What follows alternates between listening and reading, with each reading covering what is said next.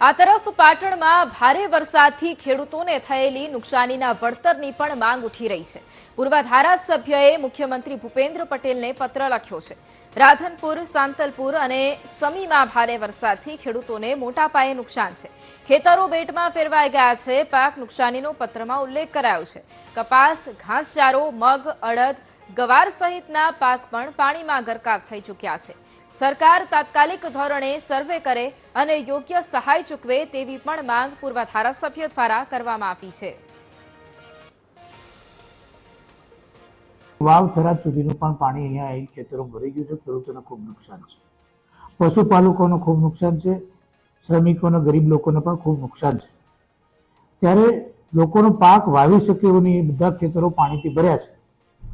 ત્યારે સરકારે ખેડૂતોને સહાય ચૂકવવી જોઈએ, કેશડોલ્સ આપવી જોઈએ, એની અમારી માગણી છે। મેં માનનીય ગુજરાતના મુખ્યમંત્રીશ્રીને આના માટે લેટર લખ્યો છે અને વિનંતી કરી છે કે તાત્કાલિક આ બધું સર્વે થાય અને જે લોકો અસરગ્રસ્ત છે, જે વિસ્તારમાં ખૂબ જ તકલીફ છે, ત્યાં તાત્કાલિક કેશડોલ્સ અને આ ખેડૂતોને એમની સહાય ચૂકવાય તેની અમારી માગણી છે।